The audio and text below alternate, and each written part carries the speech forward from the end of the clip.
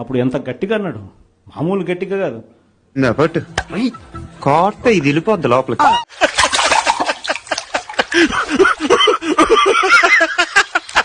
నేనున్నా, నేను తగ్గిస్తా.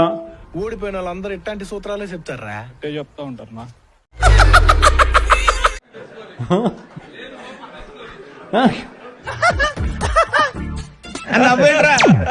నా మాటలన్నీ కూడా మామూలు మాటలు కాదు. కొంచెం తేడాగా కనపడుతున్నావే.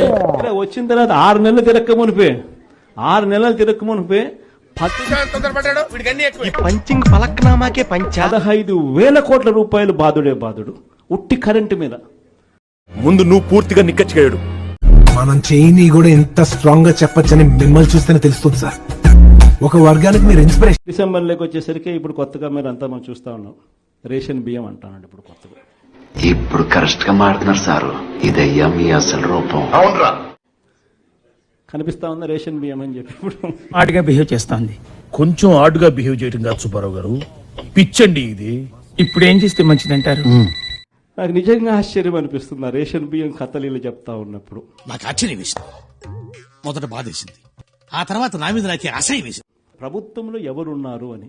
దొంగ దొంగ నా ఒక్కడే చూపిస్తావేంటి? వెనకాల నీ అమ్మ మూడు ఓరడి అబ్బా పెట్టావు కదా ఫిట్. ప్రభుత్వంలో మనమున్నామా, ప్రభుత్వంలో వాళ్ళు ఉన్నారా అని నాకు అర్థం కాల. తెలివి ఎక్కువైందిరా. అవుతా ఉంది. వాళ్ళ ప్రభుత్వం వచ్చింది, ఎమ్మెల్యేలు వాళ్ళు, మంత్రులు వాళ్ళు అని ఈ సందర్భంగా చెప్పడానికి చాలా చాలా చాలా సంతోషం. కలెక్టర్లు వాళ్ళు, జాయింట్ కలెక్టర్లు వాళ్ళు,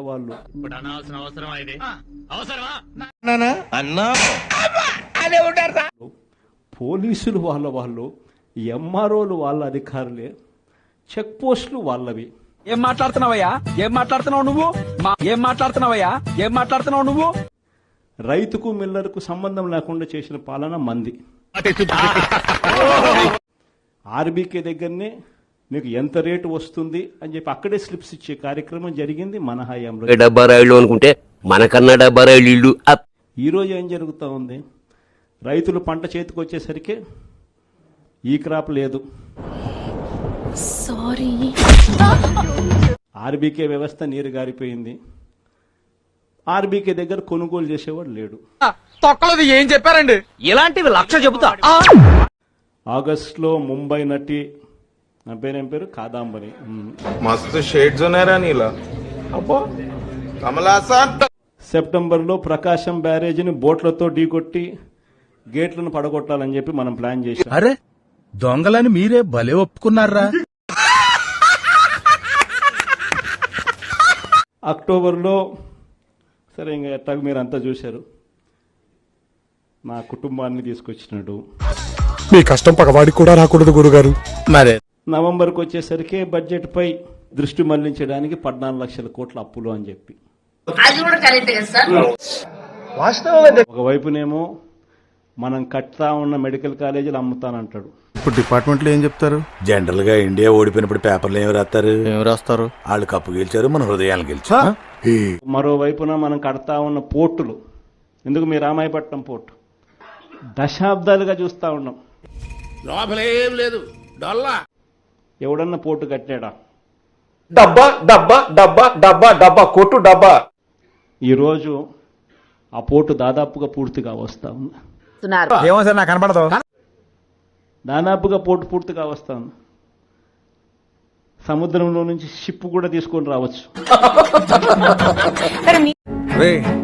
అండ్ ఎవరికైనా చూపించండి రా, వదిలేయకండి రా బాబు అని అలాగా కూర్చోబెట్టి చెప్పండి రా. మన ఎన్నికల అయిపోయే టయానికే ఒక భర్త అయిపోయింది. ఇప్పుడు దాదాపుగా 2వ భర్త కూడా పూర్తి అయిపోతా ఉంది. అంత గిఫ్ట్ మనకు వద్దులే కానమ్మా. ఇలాంటి పోర్టులు రాష్ట్రం మొత్తం మీద మనం రాకమునుపు 4 ప్రదేశాలలో 6 పోర్టులు కడతా. బాబు నీకు దాన్ని పెడతా. నువ్వు చూడటం కాదండి, మీరు చెయ్యాలంతే.